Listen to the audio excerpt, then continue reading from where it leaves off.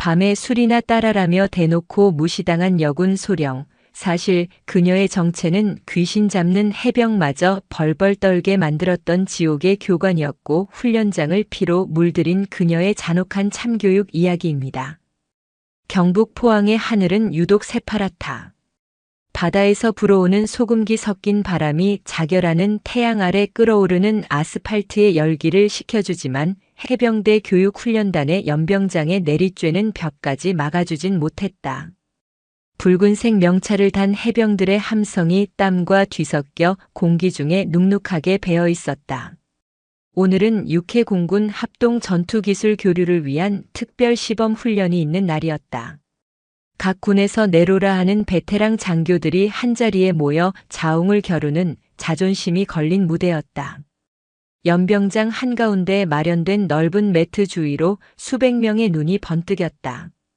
그들의 시선 끝에는 이제 막 몸을 풀기 시작한 장교들이 있었다. 우람한 체격의 육군 대령, 날카로운 눈매의 공군 중령, 그리고 파도처럼 거친 기세의 해병대 장교들 사이 유독 눈에 띄는 인물이 하나 있었다. 해병 소령 권서윤. 그녀는 다른 장교들처럼 근육질의 거구도 아니었고 일부러 위압적인 표정을 짓지도 않았다.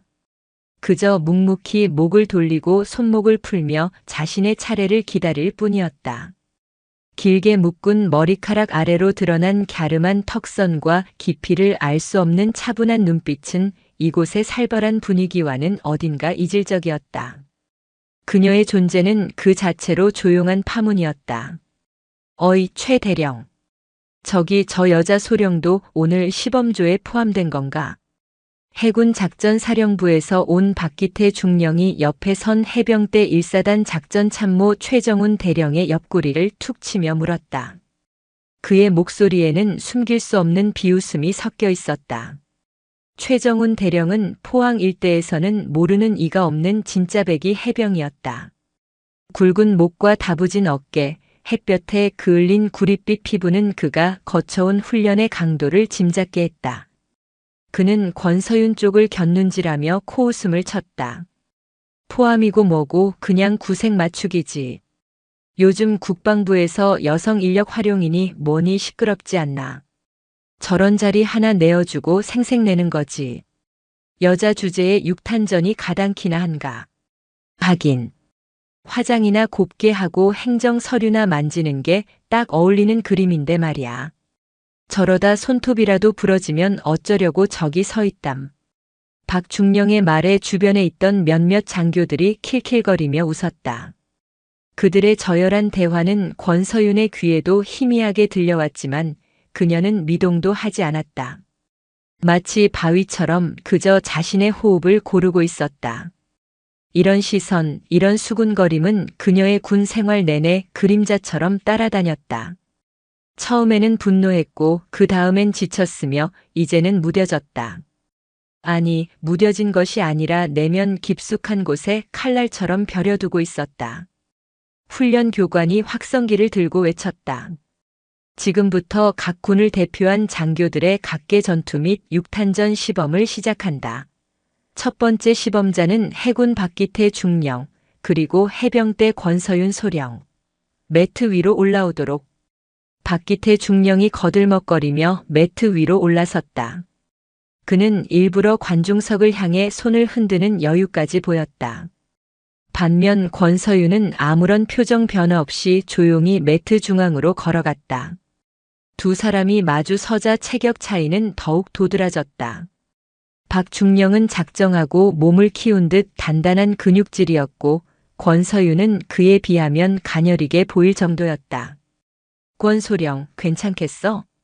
다치기 전에 기권하는 게 어때? 여자 몸은 약해서 한번 다치면 오래 간다고. 박중령이 나름의 배려랍시고 던진 말에는 가시가 돋쳐 있었다. 권서윤은 대답 대신 가볍게 고개를 까딱하며 준비 자세를 취했다. 그녀의 눈이 가늘어졌다.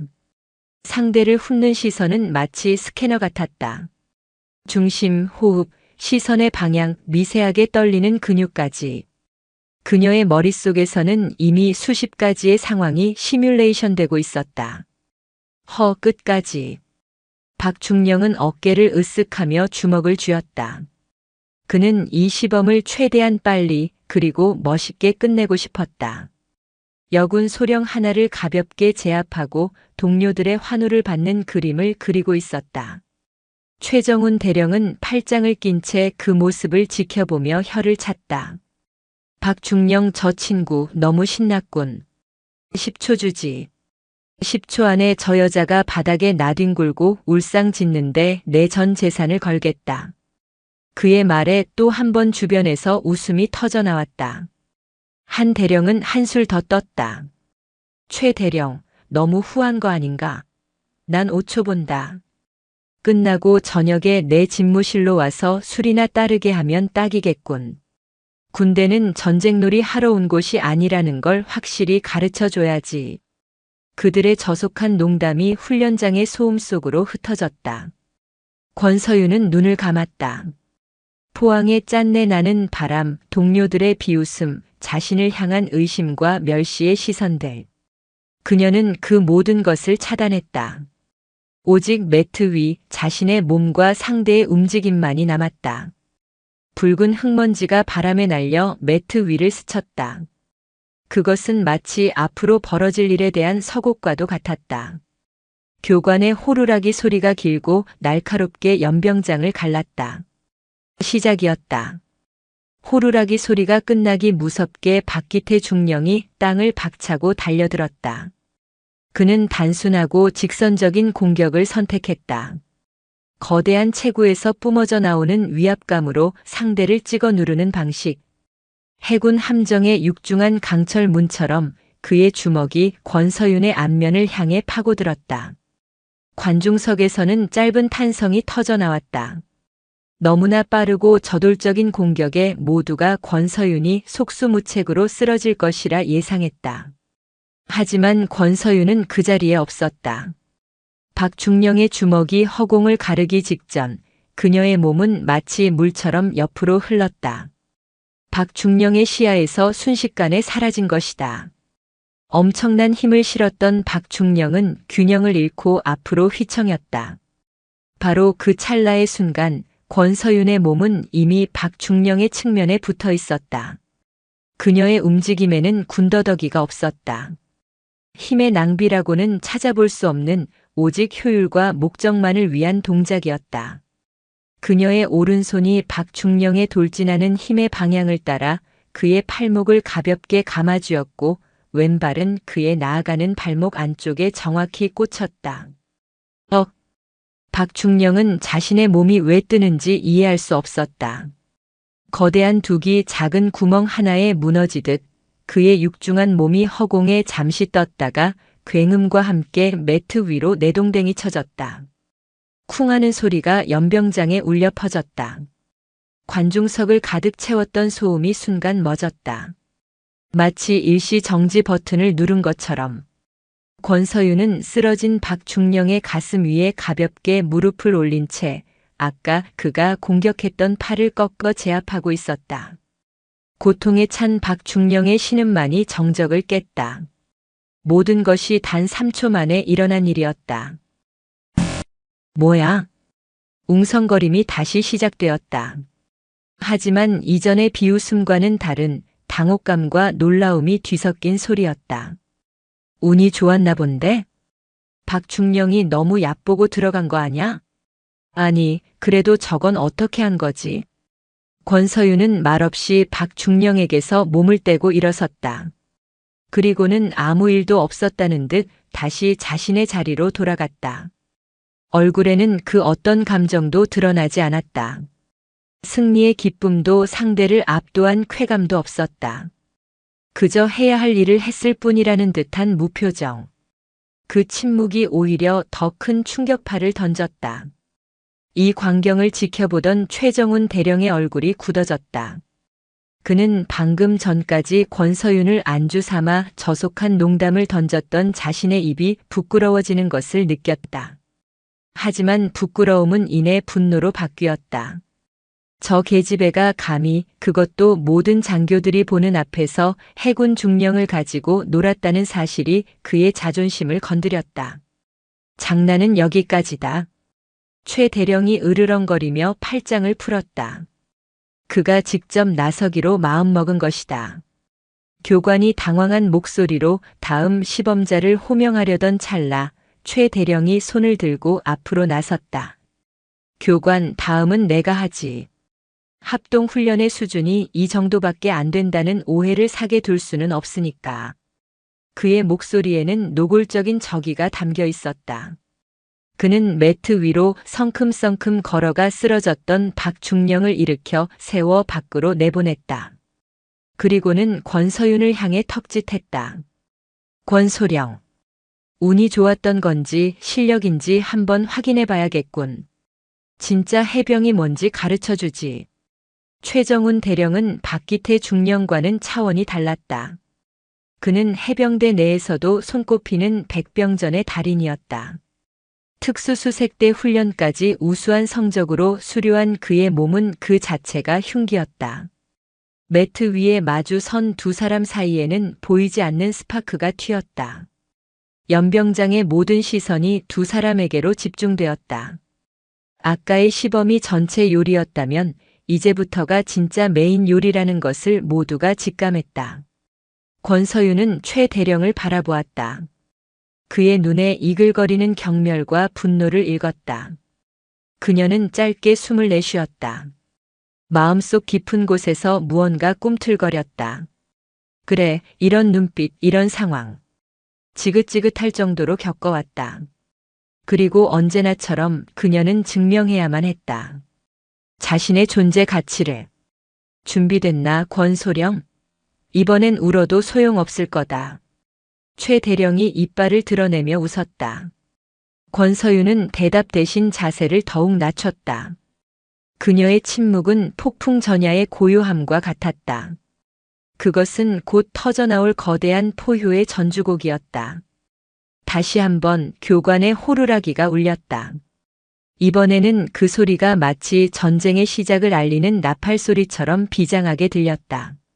최정훈 대령의 공격은 박기태 중령처럼 단순하지 않았다. 그는 맹수처럼 낮게 자세를 유지하며 권서윤의 주위를 맴돌았다.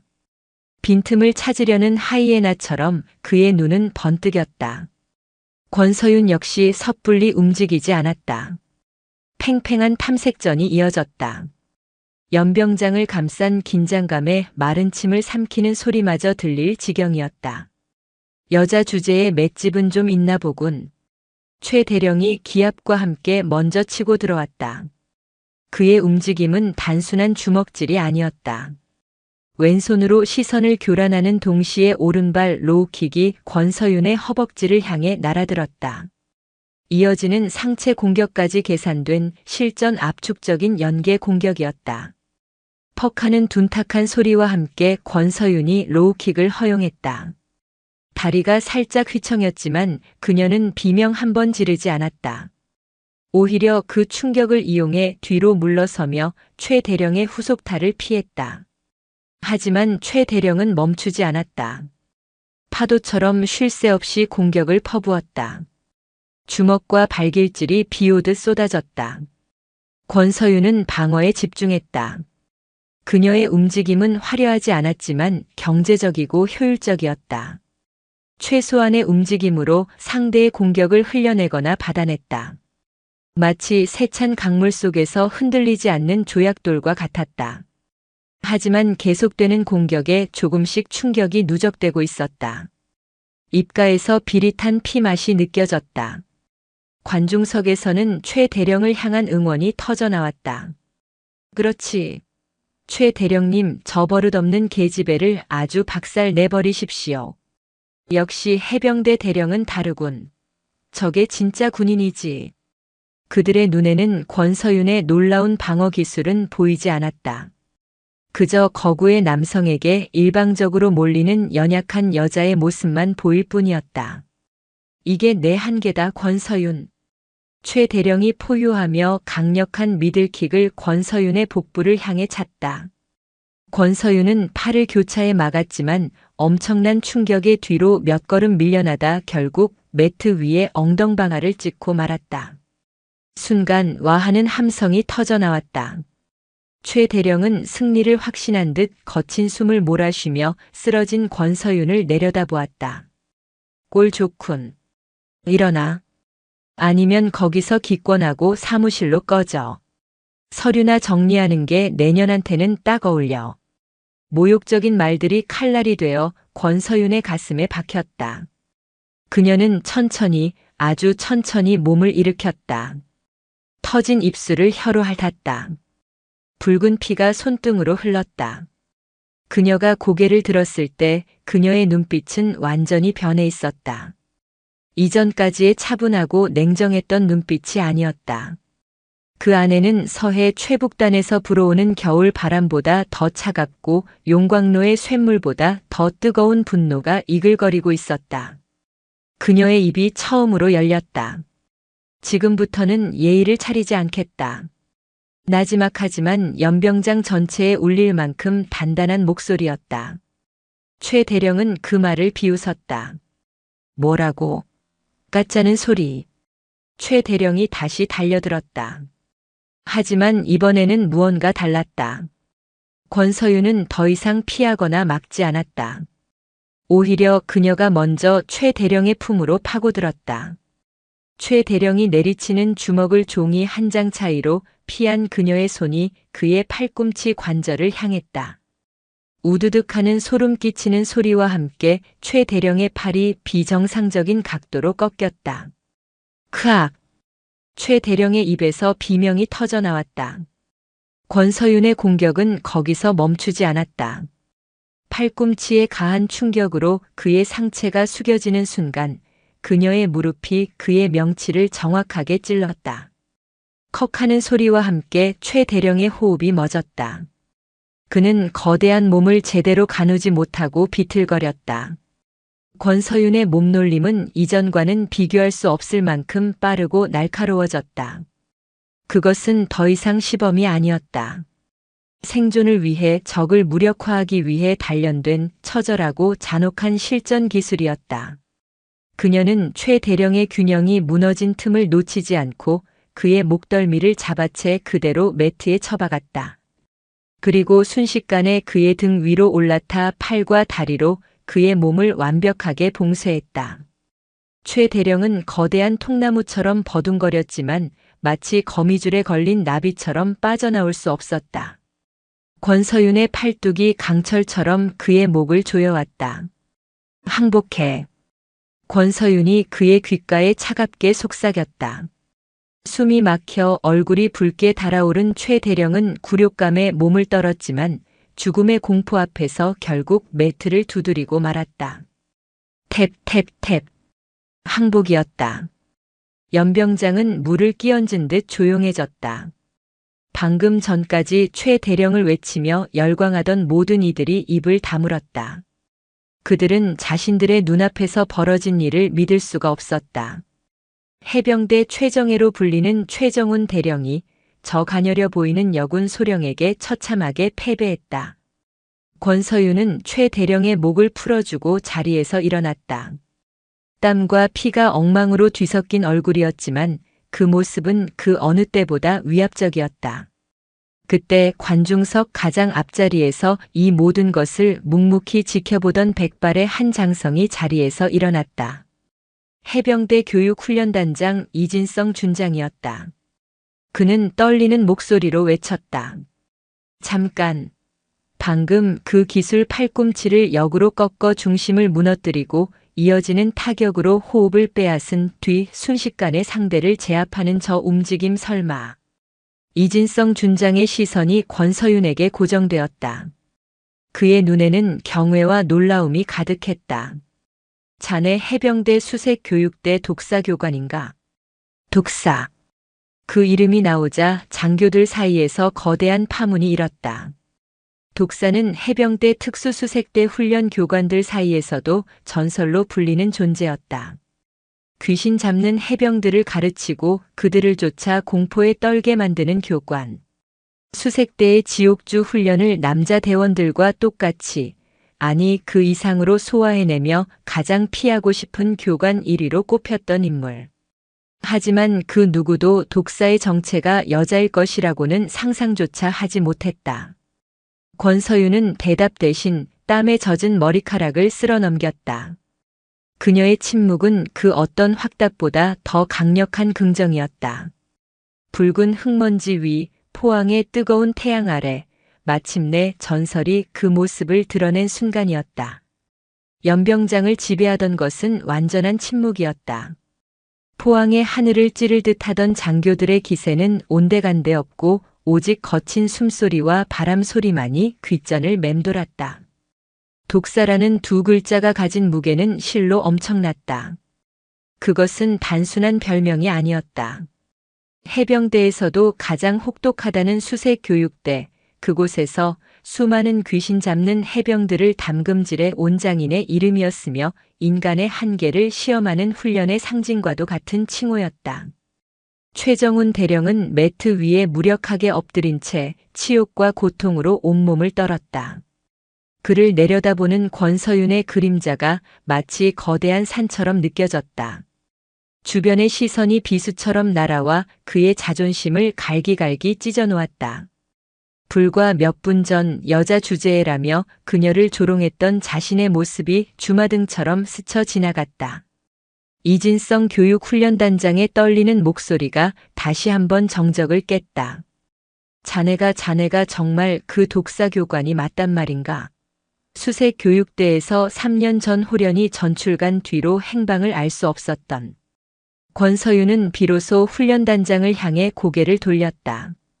흙과 피가 살짝 묻은 얼굴이었지만 그 눈빛만은 서슬퍼런 칼날처럼 살아있었다.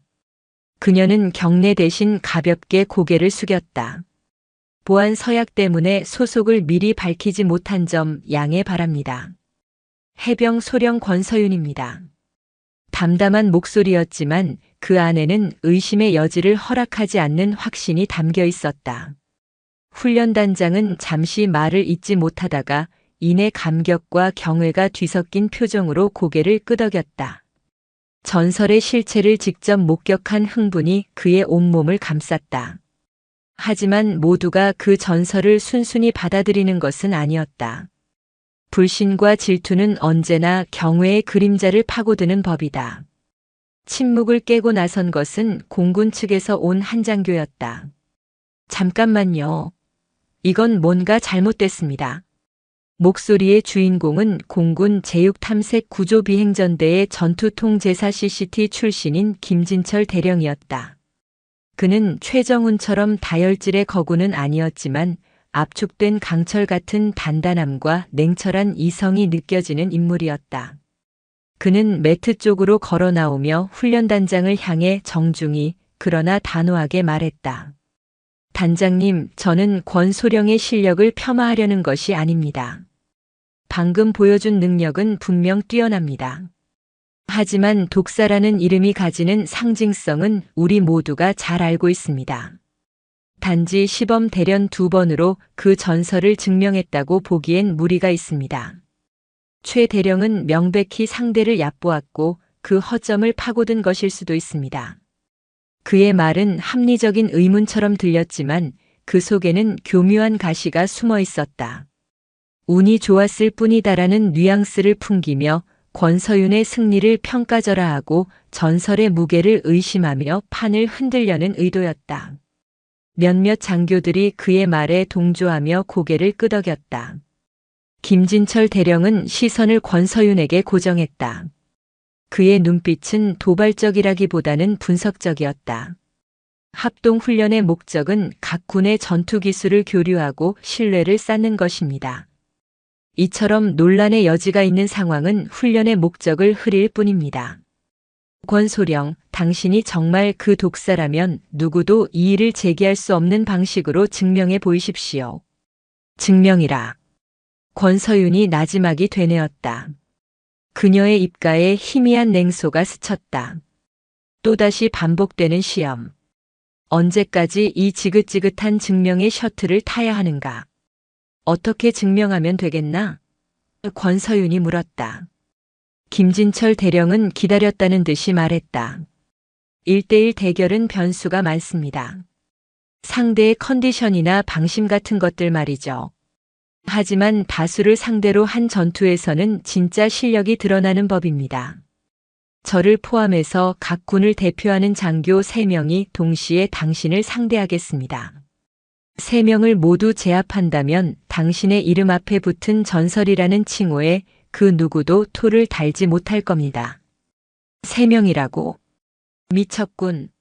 이건 시범이 아니라 그냥 린치잖아. 관중석이 술렁였다. 아무리 실력이 뛰어나다 한들 건장한 남성 장교, 그것도 각 군에서 실력을 인정받은 베테랑 3명을 동시에 상대하는 것은 상식적으로 불가능한 일이었다. 그것은 무술의 영역을 넘어선 무모한 도박이었다. 훈련단장조차 당황하며 김대령을 제지하려 했다. 김대령, 그건 너무 과하잖나. 이건 훈련이지 실전이 아닐세. 하지만 권서윤은 훈련단장의 말을 손짓으로 막았다. 그녀의 시선은 오직 김진철 대령에게만 고정되어 있었다. 그녀의 눈은 조용히 타오르는 불꽃과 같았다. 그래, 좋다. 이 지긋지긋한 의심의 고리를 이번 기회에 아주 박살내주마. 다시는 그 누구도 자신을 향해 감히 시험대에 올리려 하지 못하도록. 좋다. 그렇게 하지. 권서윤의 승낙에 연병장의 공기는 그야말로 얼어붙었다. 김진철 대령은 잠시 놀란 표정을 지었지만 이내 냉정한 미소를 되찾았다. 그는 공군에서 자신과 실력이 비슷한 장교 1명과 아까 권서윤에게 패배한 뒤 복수심에 불타는 해군의 박기태 중령을 지목했다. 박 중령은 굴욕을 만회할 기회라는 생각에 눈을 번뜩이며 다시 매트 위로 올라섰다. 순식간에 권서윤을 중심으로 3명의 장교가 삼각형 형태로 포진했다. 정면에는 냉철한 분석가 김진철 대령, 좌측에는 복수심에 불타는 박기태 중령, 우측에는 날렵한 움직임의 공군 소령. 어느 방향 하나 빈틈이 없었다. 1명을 상대하는 것만으로도 벅찬데 3방향에서 동시에 덮쳐오는 공격을 막아낸다는 것은 인간의 범주를 벗어난 일처럼 보였다. 권서윤은 그들 한가운데 선 채 천천히 숨을 골랐다. 눈을 감았다. 사방에서 쏟아지는 압박감, 비웃음, 의심, 기대. 그 모든 소음이 멀어졌다. 그녀의 머릿속은 절대적인 고요함에 잠겼다. 오직 3명의 위치, 호흡, 무게중심 그리고 그들 사이의 거리만이 입체적으로 그려졌다. 이것은 힘과 힘의 대결이 아니다. 공간과 시간 그리고 심리를 지배하는 자가 이기는 싸움이다. 그녀가 다시 눈을 떴을 때 그 눈에는 더 이상 분노나 증오 같은 감정이 없었다. 오직 상대를 목표로 인식하는 차갑고 푸른 섬광만이 존재할 뿐이었다. 시작해. 그녀의 말이 신호였다. 3명의 그림자가 동시에 그녀를 향해 쇄도에 들어왔다. 전설을 시험하기 위한 가장 잔혹한 증명의 무대가 막을 올린 순간이었다. 3명의 그림자가 권서윤을 덮치는 순간 시간은 마치 엿가락처럼 느리게 늘어나는 듯 했다. 정면의 김진철 대령은 가장 정석적이고 위협적인 자세로 접근했고 좌측의 박기태 중령은 아까의 패배를 만회하려는 듯 저돌적으로 주먹을 휘두르며 달려들었다. 우측의 공군 소령은 날렵하게 측면을 파고들어 퇴로를 차단했다. 완벽한 협공이었다. 누구라도 그 압박감에 질식해 무너질 수밖에 없는 상황. 하지만 권서윤은 폭풍의 눈이었다. 사방이 미쳐 날뛰는 혼돈 속에서 그녀만이 절대적인 평온을 유지했다. 그녀는 정면의 김진철 대령을 향해 한 걸음 나아가는 듯 보였다. 그것은 상식적으로 가장 어리석은 선택이었다. 가장 강한 적에게 스스로 걸어 들어가는 자살행위처럼 보였다. 김진철 대령의 눈썹이 순간 꿈틀했다. 예측 밖의 움직임. 하지만 그는 노련했다. 권서윤이 자신의 공격 범위 안으로 들어오는 순간 상체를 숙이며 다리를 걸어 넘어뜨리려 했다. 그러나 그것은 권서윤이 던진 미끼였다. 김 대령을 향해 나아가던 권서윤의 몸이 직전에 방향을 틀어 마치 팽이처럼 반바퀴 회전했다. 그녀의 움직임은 달려들던 박기태 중령과 공군 소령의 동선을 절묘하게 가로막았다. 권서윤을 향해 주먹을 날리던 박기태 중령의 눈앞에 갑자기 동료인 공군 소령의 등이 나타났다. 급하게 주먹을 거두려 했지만 이미 때는 늦었다. 박 중령의 주먹은 소령의 어깨를 스쳤고 두 사람은 순간 엉키며 균형을 잃었다. 권서윤은 바로 그 찰나의 순간을 놓치지 않았다. 그녀는 두 사람이 엉킨 틈을 비집고 그들의 등 뒤로 돌아 들어갔다. 상황은 순식간에 역전되었다. 세 명이 한 명을 포위하던 구도가 한 명이 두 명의 배후를 잡고 나머지 한 명과 마주보는 구도로 바뀐 것이다. 김진철 대령은 경악을 금치 못했다. 단 한 걸음의 움직임으로 완벽했던 포위망을 무너뜨리고 아군끼리 서로를 방해하게 만들다니. 이것은 무술의 경지를 넘어선 전술적 움직임이었다. 권서윤은 지체하지 않았다. 균형을 잃은 박기태 중령의 오금에 정확하게 발차기를 꽂아 넣었다. 퍽 소리와 함께 박 중령은 비명을 지르며 앞으로 고꾸라졌다. 그가 완전히 쓰러지기 전 권서윤은 그의 등을 발판 삼아 공중으로 솟구쳤다. 그리고는 공중에서 몸을 비틀어 놀라서 뒤돌아보던 공군 소령의 목을 양다리로 감아 그대로 매트 위로 내리꽂았다. 주짓수에서나 볼 법한 플라잉 암바 기술을 변형한 무자비하고 아름다운 움직임이었다. 쿵하는 굉음과 함께 공군 소령이 정신을 잃었다. 이 모든 것이 눈 깜짝할 사이에 벌어졌다. 세 명의 도전자 중 두 명이 전투 불능 상태가 된 것이다. 연병장은 이제 경악을 넘어 경외의 침묵에 휩싸였다. 장교들은 자신들이 지금 무엇을 보고 있는지 이해하기 어려웠다. 저것은 싸움이 아니었다. 예술에 가까웠다. 강철과 강철이 부딪히는 소음이 아니라 한 마리 검은 학이 강철 숲 사이를 노닐며 춤을 추는 것 같았다. 처절하지만 우아하고 잔혹하지만 황홀한 춤사위였다. 이제 매트 위에는 권서윤과 김진철 대령, 단 두 사람만이 남았다. 김진철 대령의 얼굴에서 처음으로 냉정함이 사라졌다. 그의 이마에는 식은 땀이 흘렀다. 그는 권서윤이 강할 것이라고는 예상했지만 이 정도일 줄은 상상도 못했다. 저것은 훈련으로 도달할 수 있는 경지가 아니었다. 수백, 수천 번의 실전을 겪으며 피와 살로 체득한 생존 그 자체의 기술이었다. 당신 대체 정체가 뭐지? 김 대령이 떨리는 목소리로 물었다. 권서윤은 대답 없이 자세를 고쳐 잡았다. 그녀의 호흡은 조금 가빠져 있었지만 눈빛은 오히려 처음보다 더욱 형형하게 빛나고 있었다. 이제 1대1이군. 김진철 대령은 침을 삼켰다. 그는 남은 모든 힘을 끌어모았다. CCT의 자존심이 걸린 마지막 싸움이었다. 그는 자세를 낮추고 권서윤이 이전에 보여줬던 모든 움직임을 머릿속으로 복기했다.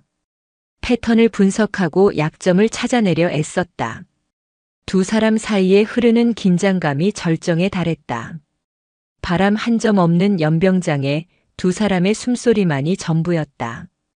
김 대령이 먼저 움직였다. 그는 직선적인 공격 대신 권서윤의 관절을 노리는 정교한 기술을 구사했다. 손가락으로 눈을 찌르는 척하며 시선을 빼앗고 동시에 발로는 발목을 걷어차는 복합적인 공격이었다. 권서윤은 상체를 뒤로 젖혀 손가락을 피하는 동시에 걷어차 들어오는 그의 발목을 자신의 발등으로 낚아챘다.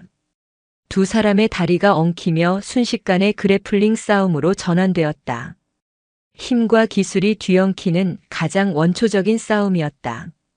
김 대령은 어떻게든 권서윤을 눌러 힘으로 제압하려 했고 권서윤은 지렛대의 원리를 이용해 그의 힘을 역이용하며 빠져나오려 했다. 엎치락 뒤치락 하던 싸움의 균형이 무너진 것은 아주 사소한 차이 때문이었다. 김 대령이 힘을 주어 그녀를 누르는 순간 권서윤은 오히려 자신의 몸에 힘을 빼버렸다. 갑자기 저항이 사라지자 김대령의 몸이 앞으로 쏠렸다. 그 찰나의 무중력 상태. 권서윤은 그 틈을 놓치지 않았다. 그녀의 몸은 뱀처럼 그의 몸을 감고 돌았다. 그녀의 팔이 그의 목을 파고들었고 다리는 그의 허리를 단단히 감쌌다. 완벽한 리어 네이키드 초크였다. 김진철 대령의 얼굴이 보랏빛으로 변해갔다. 그는 마지막 저항을 해보려 했지만 목을 조르는 권서윤의 팔은 마치 강철 바이스처럼 단단했다. 시야가 흐려지고 폐 속의 공기가 모두 빠져나갔다. 결국 그 역시 힘없이 매트를 두드렸다. 탭탭.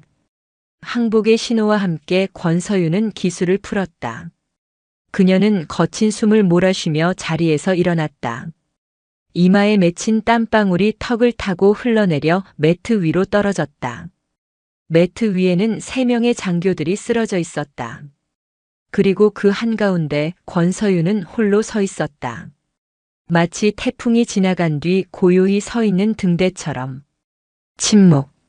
그리고 잠시 후 어디선가 먼저 박수 소리가 터져 나왔다. 처음에는 한두 명이었던 박수는 이내 연병장 전체를 뒤덮는 거대한 함성과 열광으로 바뀌었다. 그것은 더 이상 특정 군을 향한 응원이 아니었다. 성별과 계급을 넘어 인간의 한계를 초월한 강함 그 자체에 대한 순수한 경외와 찬사였다. 전설은 스스로를 그렇게 증명해냈다. 박수와 함성이 파도처럼 연병장을 휩쓸었다. 방금 전까지 권서윤을 향해 의심과 조롱의 눈빛을 보내던 수백 명의 장교들은 이제 약속이나 한 듯 그녀를 향해 존경과 경외가 가득한 시선을 보내고 있었다.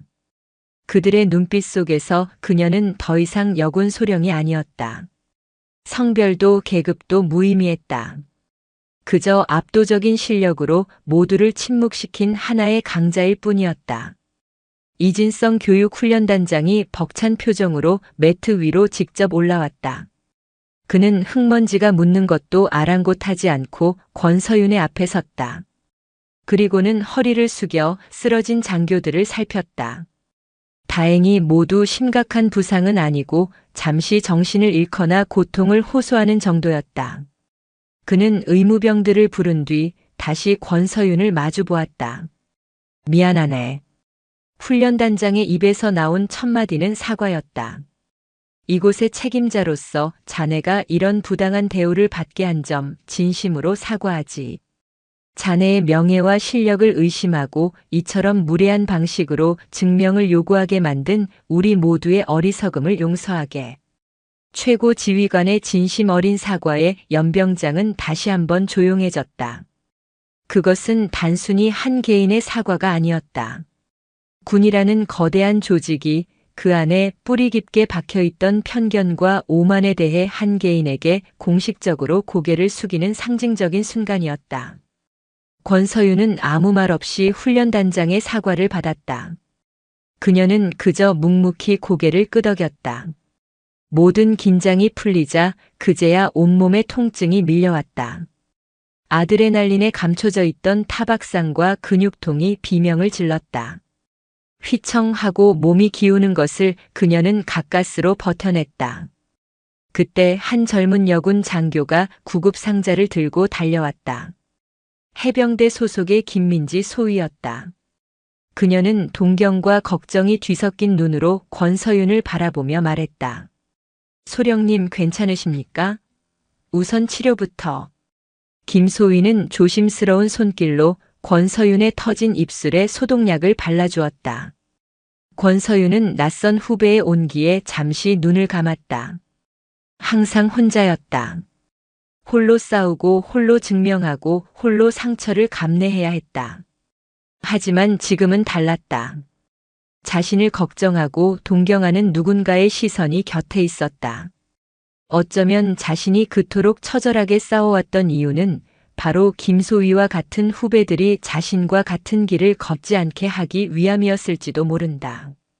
전설이라는 이름의 무게는 때로는 자신을 짓누르는 족쇄였지만 때로는 누군가에게 길을 열어주는 등불이 되기도 했다. 치료를 받는 권서윤의 주위로 아무도 쉽게 다가오지 못했다. 최정훈 대령은 의무병의 부축을 받으며 절뚝거리며 일어나 차마 권서윤과 눈을 마주치지 못하고 고개를 숙인 채 절뚝이며 물러났다. 그의 어깨는 한없이 초라해 보였다. 김진철 대령은 잠시 정신을 차린 뒤 권서윤에게 다가와 아무 말 없이 거수 경례를 붙였다. 그의 눈에는 더 이상의 적이나 의심은 없었다. 오직 패배를 깨끗이 인정하는 군인의 모습만이 남아 있었다. 훈련단장은 이 소란스러운 상황을 정리했다. 그는 확성기를 다시 잡고 단호한 목소리로 외쳤다.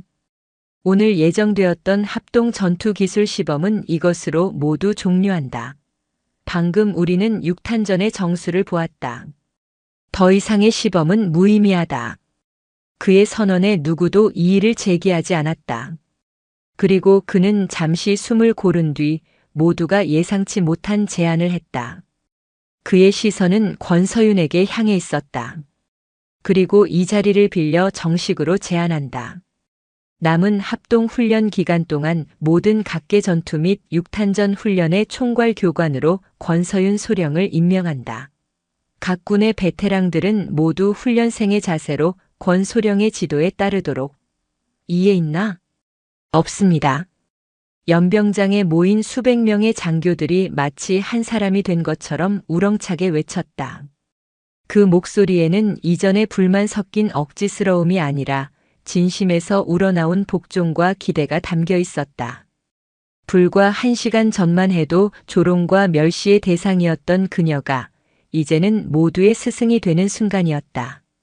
이것이야말로 진정한 의미의 승리였다. 권서윤은 훈련단장의 제안에 잠시 놀랐지만 피하지 않았다. 그녀는 자신의 상처를 돌보던 김민지 소위의 어깨를 가볍게 두드려주고는 천천히 앞으로 걸어나갔다. 그녀는 단상 위로 올라가 자신을 주목하고 있는 모든 장교들을 둘러보았다. 이제 그들의 눈빛 속에는 두려움과 존경, 그리고 미지의 기술에 대한 호기심이 가득했다.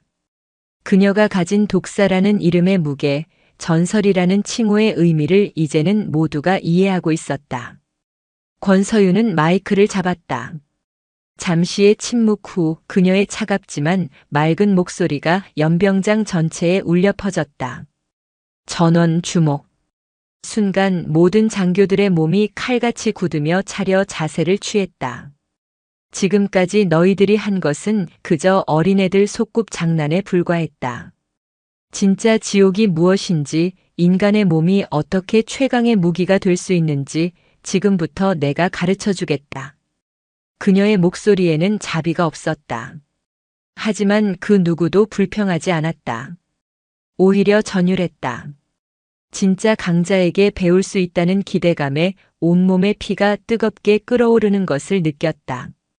전원 연병장 100바퀴. 지금부터 훈련을 시작한다. 실시.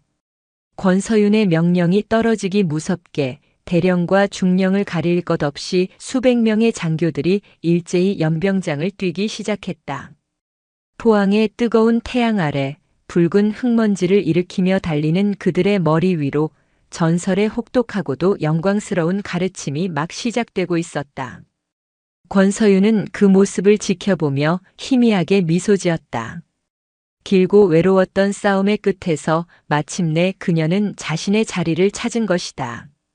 권서윤의 명령은 포항의 뜨거운 대기를 가르는 채찍과 같았다. 실시. 라는 외침이 끝나기가 무섭게 대한민국 육해공군과 해병대를 대표하는 엘리트 장교들은 마치 신병훈련소의 훈련병처럼 붉은 흙먼지를 일으키며 연병장을 달리기 시작했다. 방금 전까지 한 부대의 지휘관이었거나 참모였을 그들의 어깨 위 계급장은 무의미했다. 매트 위에서 펼쳐진 압도적인 실력 앞에서 그들의 자존심은 산산조각 났고 그 빈자리에는 원초적인 경외감만이 남았다. 그것은 단순한 체력 단련이 아니었다. 권서윤은 그들의 머릿속에 깊이 박힌 엘리트라는 선민의식을 제거하는 의식을 거행하고 있었다. 땀은 계급을 씻어내고 거친 숨은 오만함을 토해내게 했다. 연병장을 10바퀴 돌았을 때부터 몇몇 장교들의 대열이 흐트러지기 시작했다. 20바퀴가 넘어가자 평소 체력 관리를 소홀히 했던 지휘관들의 얼굴은 사색이 되었다. 속도 떨어진다. 뒤처지는 인원은 오늘 저녁 식사 없다. 권서윤의 얼음장 같은 목소리가 확성기를 통해 퍼져나갔다. 그녀는 단상 위에서 팔짱을 낀 채 조금의 미동도 없이 그들을 지켜보고 있었다. 그녀의 눈은 마치 먹이를 살피는 맹금류처럼 대열 속에서 가장 약한 자, 가장 먼저 포기하려는 자를 정확히 꿰뚫어 보고 있었다. 50바퀴를 넘어서자 그들은 육체적 한계에 부딪혔다. 폐는 터질 것 같았고 다리는 납덩이처럼 무거웠다. 하지만 아무도 멈추지 않았다. 아니, 멈출 수 없었다. 자신들을 지켜보는 저 독사의 눈빛 앞에서 포기하는 것은 군인으로서의 자존심을 제 손으로 내던지는 것과 같았다. 아이러니하게도 그녀가 박살냈던 그들의 자존심이 이제는 그들을 달리게 하는 마지막 연료가 되고 있었다. 100바퀴. 마지막 바퀴를 돈 장교들은 약속이나 한 듯 그 자리에 쓰러져 거친 숨을 몰아쉬었다. 연병장은 시체들로 가득한 전쟁터처럼 보였다. 권서윤은 그들 사이를 천천히 걸어다녔다. 꼴사납군. 이게 대한민국 각 군을 대표하는 정예들의 수준인가? 너희들의 체력은 전장에서 10분도 버티지 못할 생존력에 불과하다. 그녀는 가장 먼저 쓰러져 있던 최정훈 대령 앞에 섰다. 그는 온몸이 땀으로 젖은 채 간신히 상체를 일으켰다. 최 대령. 예, 교관님. 자신도 모르게 교관님이라는 호칭이 튀어나왔다. 아까 내 놈의 주먹을 기억하나? 어깨에 힘만 잔뜩 들어간 채 상대에게 나 지금부터 너 때린다고 광고하는 주먹. 내 놈의 그 주먹은 소음만 요란한 빈 깡통이다. 힘의 전달, 중심의 이동, 상대의 허점을 노리는 타이밍. 그 모든 것이 엉망이었어. 그녀는 연이어 다른 장교들 앞을 지나가며 그들의 문제점을 정확히 지적했다. 김진철 대령. 당신의 기술은 정교하지만 너무 정석적이야. 실전은 교과서대로 흘러가지 않아. 변칙적인 상황에 대한 대처 능력이 현저히 부족하다. 박기태 중령. 당신은 힘만 믿고 달려드는 멧돼지와 같아. 당신 같은 타입은 어린아이도 제압할 수 있지. 돌진하는 힘을 역이용하기만 하면 되니까. 그녀의 평가는 가혹할 정도로 정확했고 반박할 여지가 없었다. 그들은 처음으로 자신들의 싸움 방식을 객관적으로 그리고 처참하게 평가받았다. 본격적인 훈련은 그때부터 시작이었다. 권서윤이 가르치는 것은 화려한 기술이 아니었다. 그것은 생존 그 자체였다. 진흙탕 속에서 뒤엉켜 싸우는 법, 좁은 공간에서 다수의 적을 상대하는 법, 시야가 차단된 상태에서 소리와 감각만으로 적의 위치를 파악하는 법. 그녀의 훈련은 상식과 자비를 모두 파괴했다. 전장에서 너희들의 목숨을 구해줄 것은 화려한 발차기가 아니다. 상대의 눈을 찌르는 손가락, 목을 물어뜯는 이빨, 그리고 어떻게든 살아남겠다는 처절한 의지다. 장교들은 진흙탕에 얼굴을 쳐박고 눈을 가린 채 서로의 등 뒤를 노렸다. 고통스러운 신음과 거친 욕설이 훈련장을 가득 메웠지만 그들의 눈빛은 점차 변해가고 있었다. 불만과 원망이 사라진 자리에는 생존을 위한 본능적인 감각과 강함에 대한 순수한 갈망이 채워지고 있었다. 그들은 독사의 지옥 속에서 자신들도 모르는 사이 한 마리의 살무사로 변해가고 있었다. 그렇게 며칠이 지났을까? 훈련이 잠시 중단된 어느 날 저녁, 이진성 훈련단장이 권서윤을 찾아왔다. 그의 얼굴에는 복잡한 표정이 어려 있었다. 권소령, 자네 덕분에 장교들의 기강이 완전히 새로 잡혔네. 정말 고맙게 생각하네. 과찬이십니다. 하지만 사실 자네에게 부탁할 것이 있어. 훈련단장은 이번 합동훈련의 숨겨진 목적을 털어놓았다. 그것은 단순한 기술 교류가 아니라 2주 뒤에 열릴 국군 최정예 부대 연합 전술 경연 대회를 대비한 사전 훈련이었다. 이 대회는 육해 공군 및 해병대의 특수전 부대들이 팀을 이루어 가상의 인질 구출 작전을 수행하는 군의 자존심이 걸린 가장 큰 연례 행사였다. 지난 몇 년간 우리 해병대와 타군 연합팀은 번번이 육군 특전사 소속의 전갈 부대에게 패배했네. 그들의 전술은 예측 불가능하고 잔혹하기로 유명하지.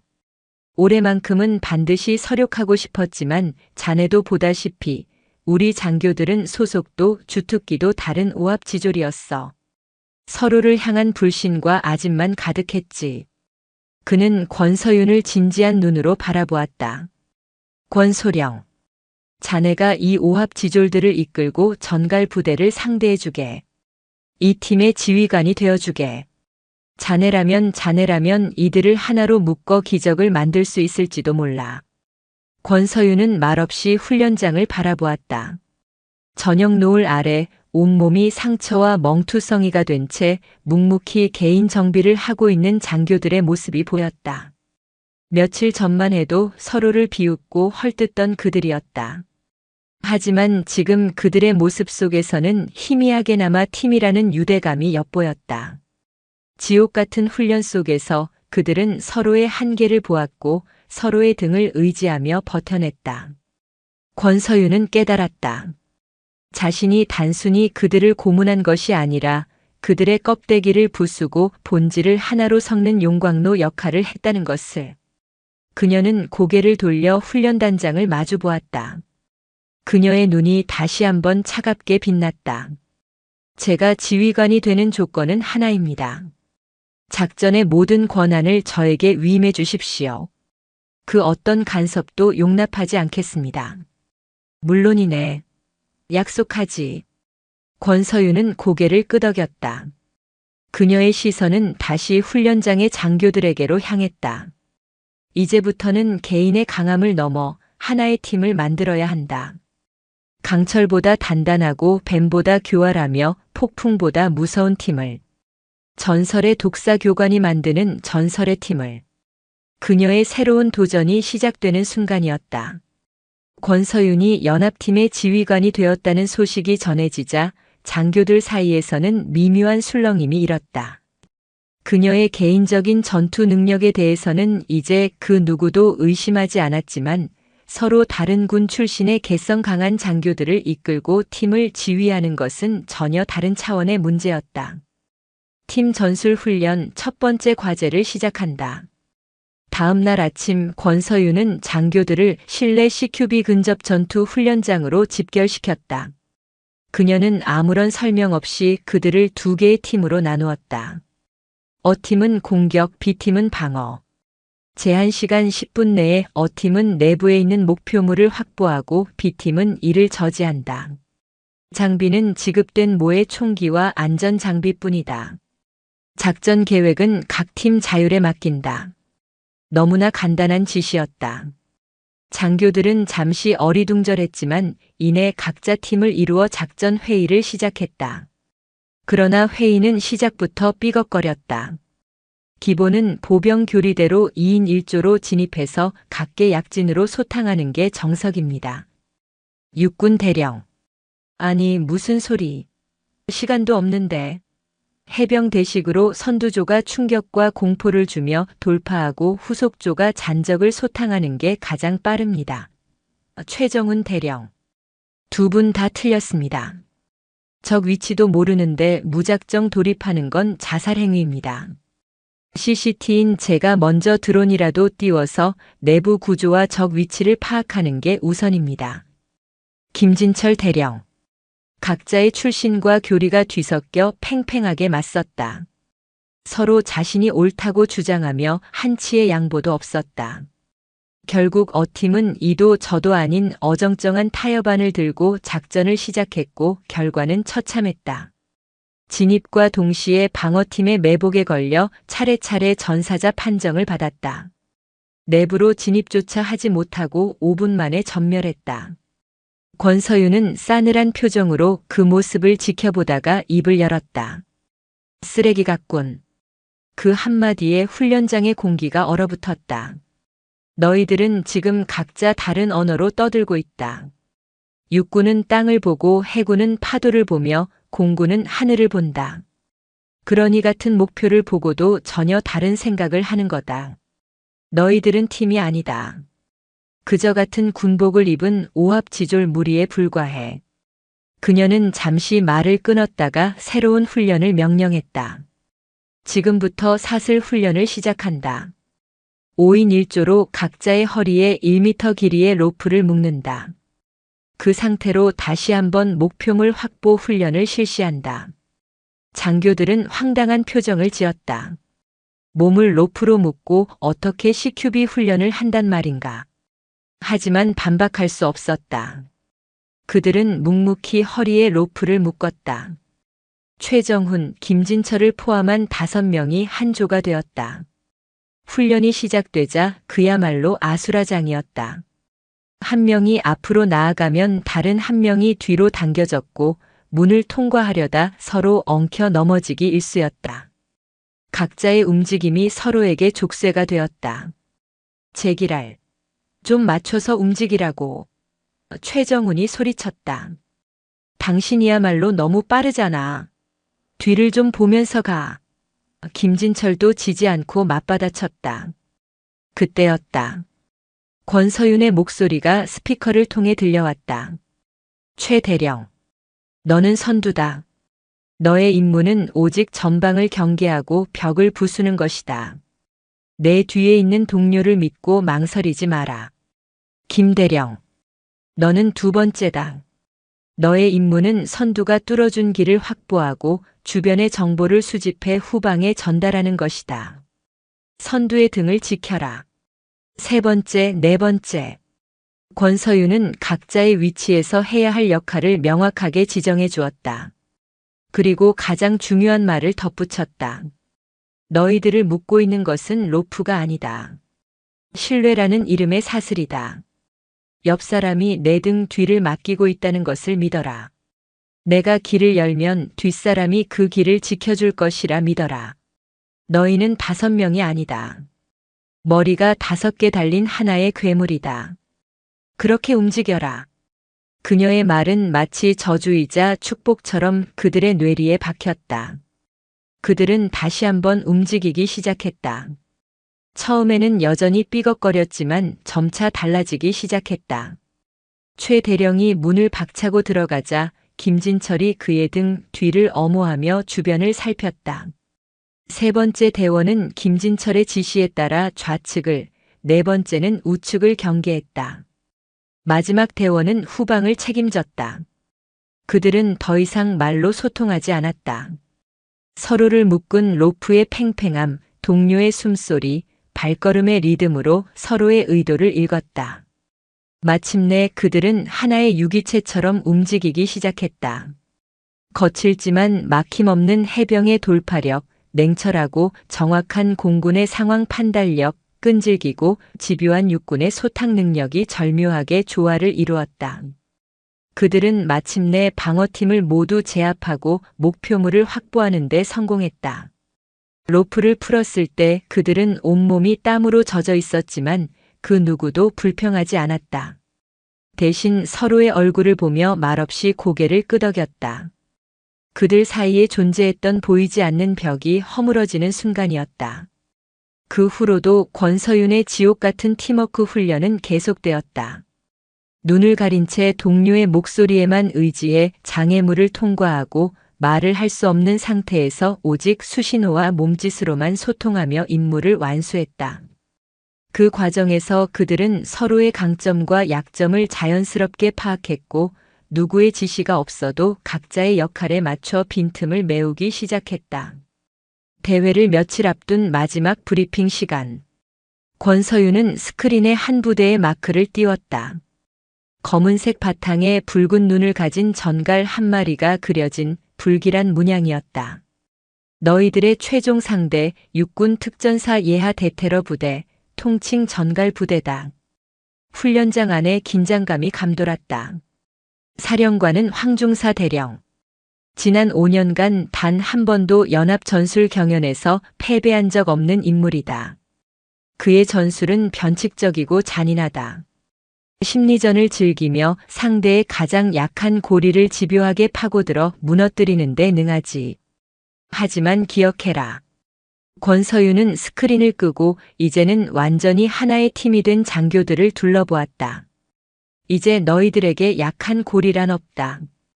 너희들은 강철로 만들어진 하나의 사슬이다. 전갈이 아무리 강한 독을 가졌어도 강철 사슬을 끊을 수는 없다. 가서 증명해라. 우리가 누구인지를. 그녀의 말에 장교들의 눈이 일제히 불타올랐다. 독사가 이끄는 강철의 팀. 그들은 이제 전설이 될 준비를 마친 것이다. 결전의 날이 밝았다.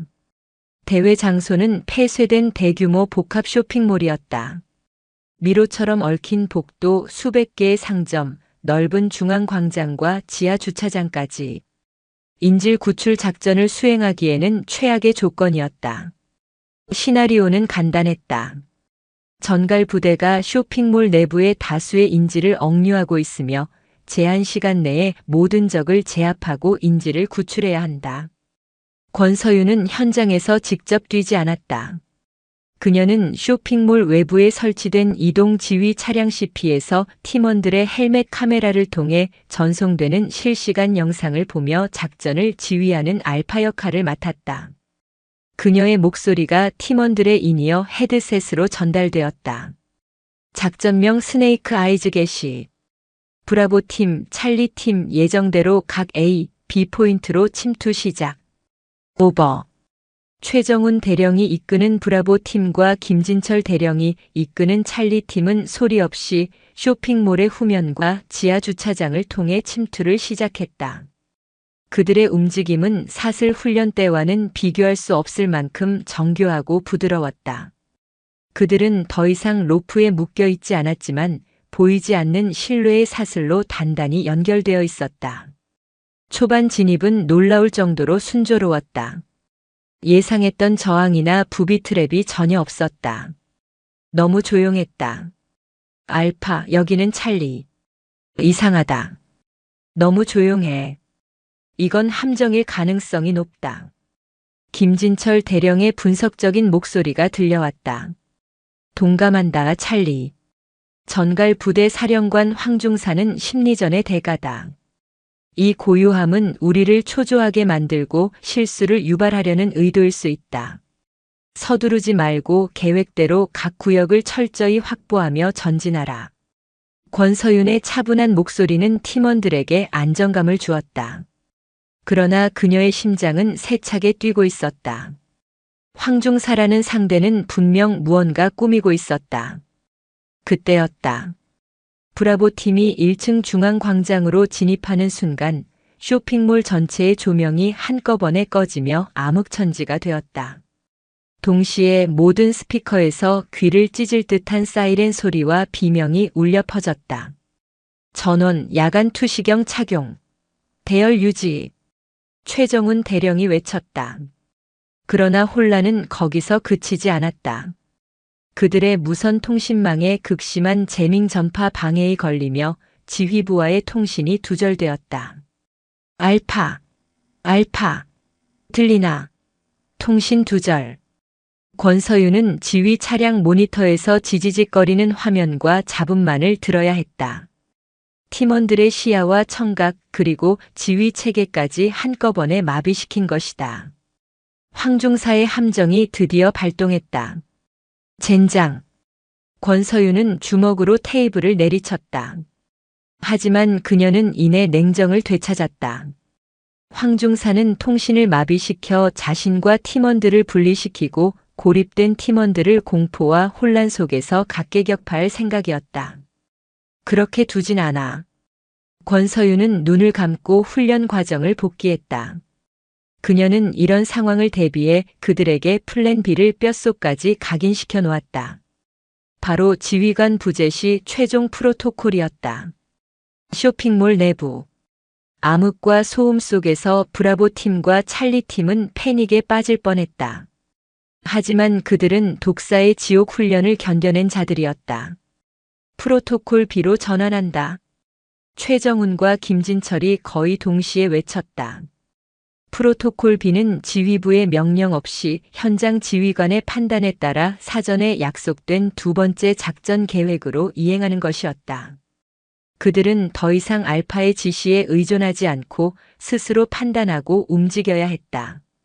김진철의 찰리 팀은 즉시 흩어져 전파 방해의 근원지를 찾기 시작했고, 최정훈의 브라보 팀은 인질이 있을 확률이 가장 높은 최상층 VIP 라운지를 향해 전진했다. 하지만 황중사는 그들의 움직임을 이미 예측하고 있었다. 브라보 팀이 비상계단을 오르는 순간 위층에서 섬광탄과 연막탄이 비오듯 쏟아졌다.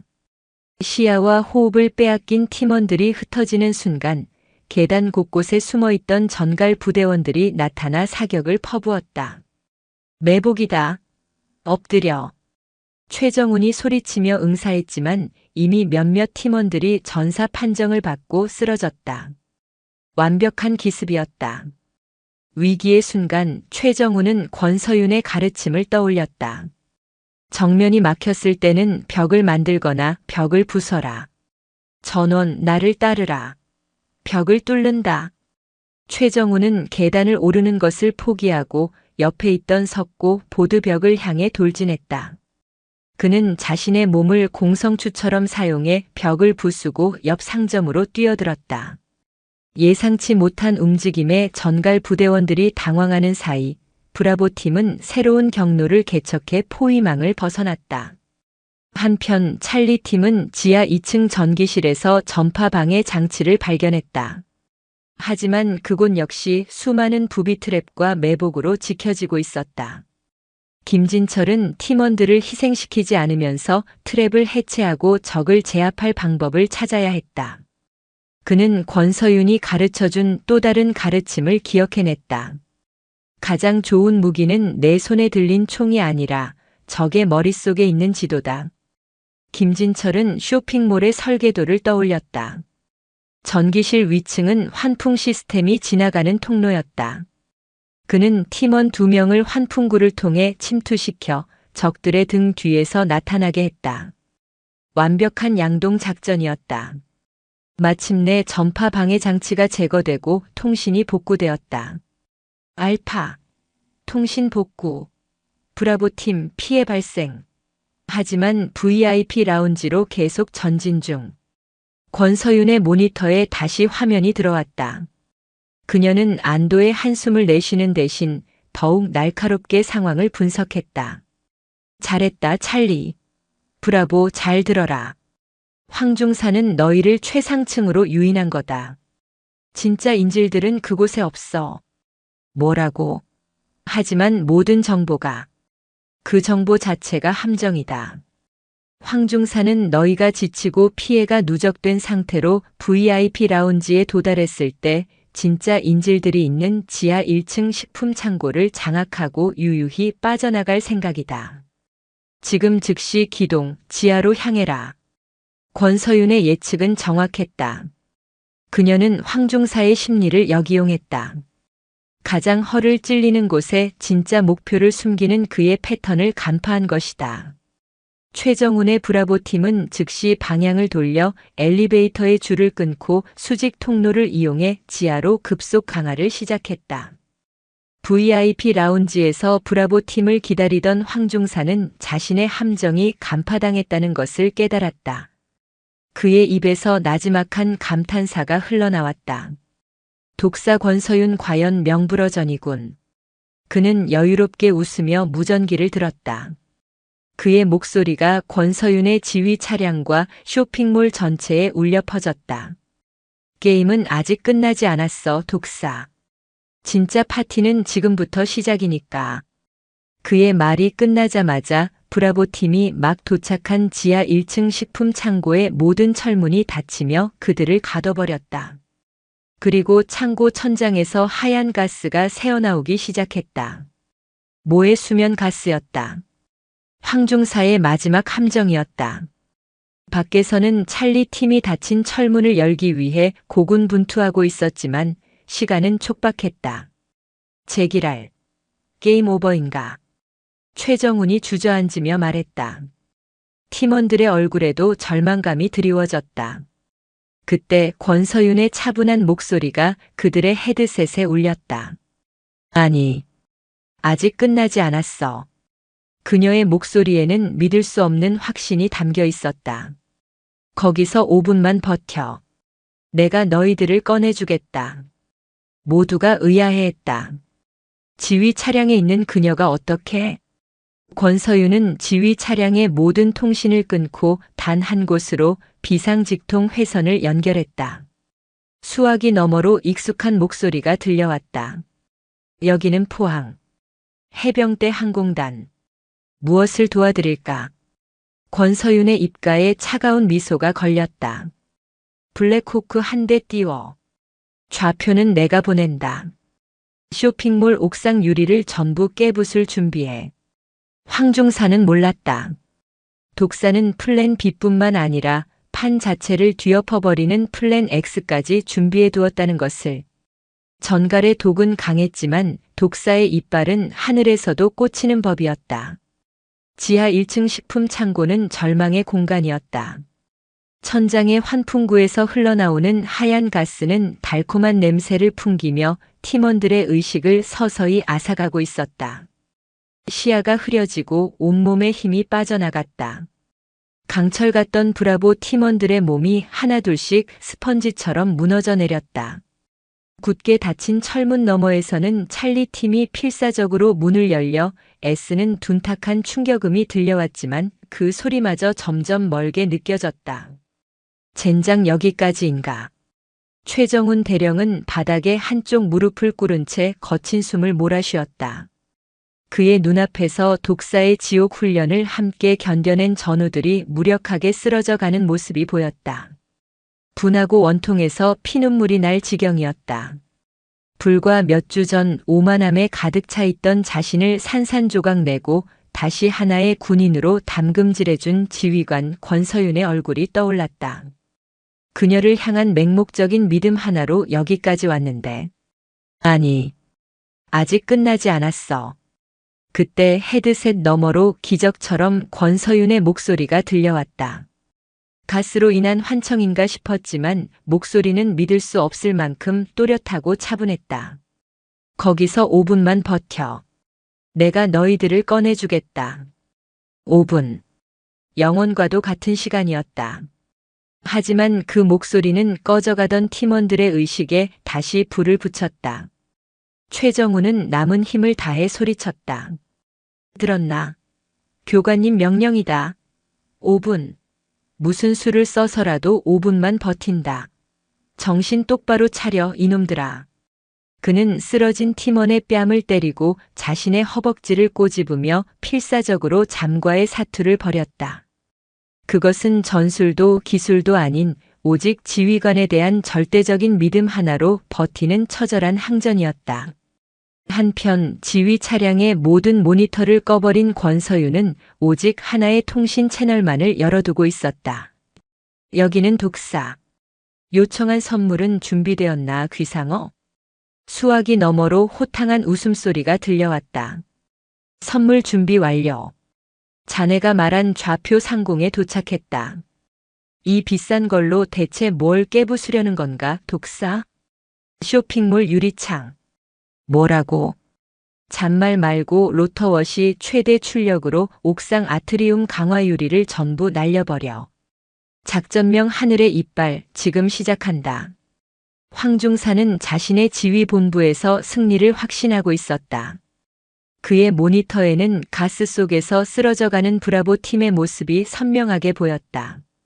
그는 여유롭게 커피를 한 잔 따르며 은조렸다. 독사 똑똑하지만 결국 내 손바닥 아니었어. 우물 안의 뱀일 뿐이지. 바로 그 순간이었다. 땅이 미세하게 울리는가 싶더니 어디선가 두두두두 하는 천지를 뒤흔드는 굉음이 들려오기 시작했다. 지진인가? 아니, 이것은 하늘에서 들려오는 소리였다. 황중사와 그의 부대원들 그리고 대회 심판관들까지 모두가 당황하여 밖을 내다보았다. 그들의 눈에 들어온 것은 경악스러운 광경이었다. 대한민국 해병대의 상징 중 하나인 UH-의육식 블랙호크 헬리콥터 한 대가 쇼핑몰 바로 위 상공을 선회하고 있었다. 대회 규정에도 시나리오에도 없는 명백한 외부 개입이었다. 저게 대체 뭐야? 누가 설명 좀 해봐. 심판위원장이 소리쳤지만 대답할 수 있는 사람은 아무도 없었다. 블랙호크는 쇼핑몰 중앙에 위치한 거대한 돔 형태의 유리 아트리움 바로 위에서 고도를 낮췄다. 그리고 헬기의 메인 로터가 미친 듯이 회전하기 시작했다. 최대 출력으로 뿜어져 나오는 로터워시, 즉 하강풍은 그 자체로 보이지 않는 거인의 주먹이었다. 콱! 엄청난 압력을 견디지 못한 강화유리에 거미줄 같은 균열이 가기 시작하더니 이내 거대한 폭발음과 함께 산산조각 나며 아래로 쏟아져 내렸다. 햇살과 함께 바깥의 신선한 공기가 폭포수처럼 쇼핑몰 내부로 쏟아져 들어왔다. 유리가 깨지는 굉음과 충격파는 쇼핑몰 전체를 뒤흔들었다. 지하 1층 창고를 막고 있던 철문의 전자 잠금 장치가 그 충격으로 오작동을 일으켰다. 치직하는 소리와 함께 문이 열리자 기다리고 있던 찰리 팀이 쏟아져 들어왔다. 브라보! 정신 차려! 쏟아져 들어온 신선한 공기와 찰리 팀의 도움으로 브라보 팀원들은 빠르게 의식을 회복했다. 창고 밖으로 나온 그들은 중앙 아트리움을 통해 쏟아져 내리는 햇살과 유리 파편을 보며 할 말을 잃었다. 하늘에서 내려온 구원이었다. 교관님 정말로 하늘에서 우리를 꺼내주셨군. 최정우는 허탈하게 웃으며 하늘을 올려다보았다. 저 멀리 선회하며 작전을 완수한 채 유유히 사라지는 블랙호크의 모습이 보였다. 독사는 땅을 기는 뱀이 아니었다. 하늘을 나는 용이었다. 황중사의 얼굴은 하얗게 질려 있었다. 그는 자신이 세운 완벽한 체스판을 권서윤이 거대한 망치로 통째로 부숴버렸다는 사실을 깨달았다. 이것은 전술이나 심리전의 차원이 아니었다. 상상력과 배포의 차이였다. 그는 판 안에서 이기려 했지만 그녀는 판 자체를 바꿔버렸다. 재정비를 마친 스네이크 아이즈 팀은 더 이상 거칠 것이 없었다. 그들은 하나의 분노한 괴물이 되어 쇼핑몰을 역으로 휩쓸기 시작했다. 권서윤의 정확한 예측대로 진짜 인질들은 4층의 멀티플렉스 영화관에 있었다. 영화관 입구를 지키던 마지막 전갈 부대원들은 완벽한 팀워크로 무장한 그들의 상대가 되지 못했다. 최정훈이 방패로 어그로를 끄는 사이 김진철이 드론을 띄워 내부 구조를 파악해 정보를 공유했고 나머지 팀원들은 서로의 사각을 완벽하게 커버하며 소리 없이 적들을 제압해 나갔다. 그것은 전투가 아니라 잘 짜인 한 편의 오페라와 같았다. 마침내 마지막 상영관.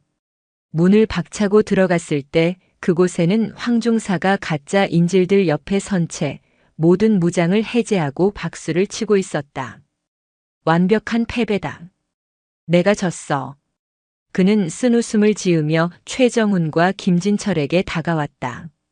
함정을 파고 뱀을 기다렸는데 하늘에서 용이 내려올 줄은 몰랐군. 지휘관에게 전해. 독사 권서윤 당신의 이름은 평생 잊지 못할 거라고. 그것은 패자의 변명이 아닌 강자가 강자에게 보내는 진심 어린 경이었다. 작전 종료. 스네이크 아이즈 팀의 압도적인 승리였다. 그들이 먼지와 땀으로 뒤범벅이 된 채 쇼핑몰 밖으로 걸어 나왔을 때 권서윤이 그들을 기다리고 있었다. 그녀는 아무 말 없이 엉망이 된 그들의 모습을 하나하나 눈에 담았다. 그리고는 나지막이 말했다. 잘했다, 제군들. 그 한마디에 지옥 훈련의 고통과 실전의 공포, 그리고 승리의 환희가 모두 씻겨 내려가는 듯 했다. 훈련이 모두 끝나고 각자의 부대로 복귀하는 날. 장교들은 더 이상 예전의 그들이 아니었다. 군종과 출신을 따지며 서로를 폄하하던 모습은 온데간데 없었다. 그들의 눈에는 서로에 대한 깊은 신뢰와 하나의 팀으로서 역사를 만들었다는 자부심이 가득했다. 떠나기 전 최정훈과 김진철을 비롯한 모든 장교들이 권서윤의 앞에 일렬로 도열했다. 그들은 아무런 구령 없이 약속이나 한 듯 권서윤을 향해 거수 경례를 붙였다. 칼날같이 날카롭고 바위처럼 묵직한 진심이 담긴 경례였다. 권서윤은 그들의 경례를 받으며 조용히 답례했다. 그녀는 떠나가는 버스를 바라보며 포항의 바다로 시선을 돌렸다. 독사라는 이름의 무게, 전설이라는 칭호의 고독함. 그것은 여전히 그녀의 어깨를 짓누르고 있었다. 하지만 이제는 그 무게가 외롭지만은 않았다. 자신으로 인해 강철처럼 단단해진 저들의 모습 속에서 그녀는 자신의 존재 이유를 찾은 것이다. 포항의 푸른 바다 위로 전설은 또 다른 전설을 잉태하며 조용히 빛나고 있었다.